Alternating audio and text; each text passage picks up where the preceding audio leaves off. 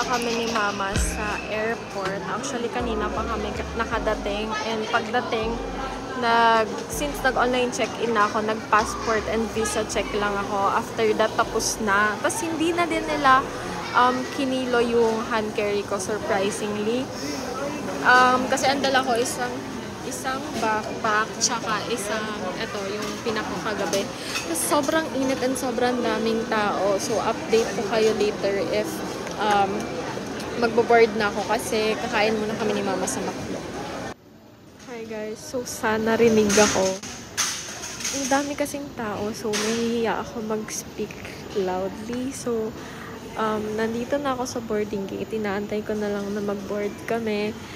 And, grabe, sobrang nahihirapan ako sa bit-bit ko kasi dalawa yung bit-bit ko. And, yung dumbbell bag or yung duffel bag, sobrang hirap niya bit-bitin kasi sobrang bigat. So, from time to time, kapag naglalakad ako, tumitigil ako to take a break kasi ang sakit sa kamay, sobrang bigat.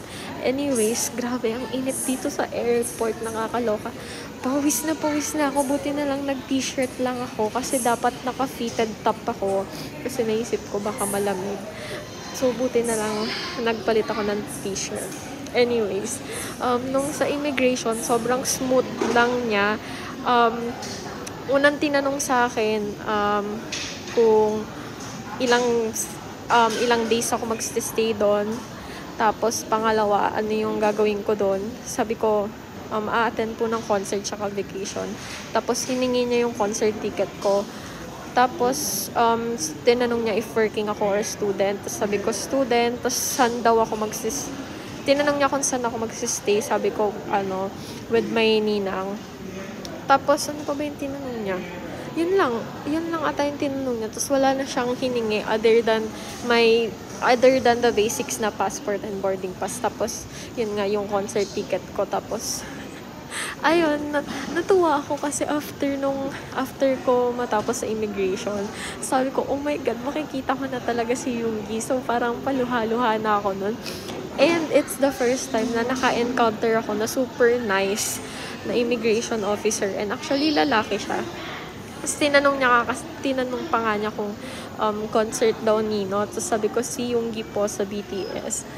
Tapos, ewan ko, natatawa si kuya sa akin kasi siguro nakikita na kinikilig ako or something. Tapos, hindi ko kasi suot yung jacket ko nun. So, hindi niya nakita kasi ang init pa. Napaka mag-jacket. Sobrang kapal pa nitong jacket ko. Anyways, andaldal ko na. So, update ko siguro kayo if once nasa Singapore na ako. And it's already 7:44 p.m. Hindi pa kami nagbo-board.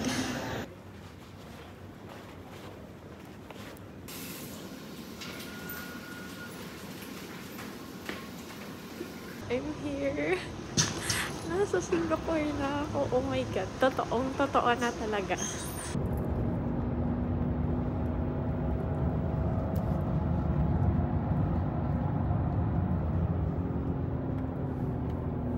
So, time check. It's currently 2:53 a.m.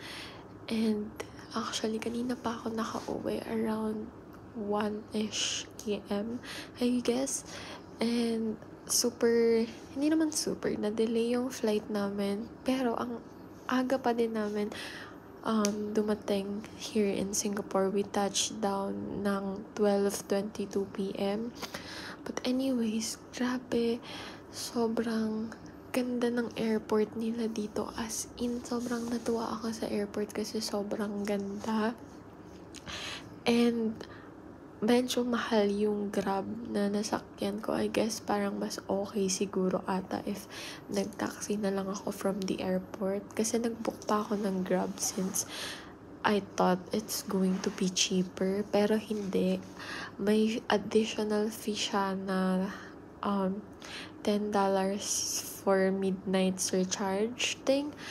And ngayon lang ako nakapag video kasi nahihiya ako kanina dahil kasama ko pa yung anak nung tita ko, si Hana. Kasama ko pa siya kanina and nanonood siya ng TV, so hindi ako makapag-film. And now I'm just going to change clothes and magpapahinga na din ako. So babalitaan ko to kayo tomorrow kung ano yung ganap ko. Because honestly, wala akong itinerary.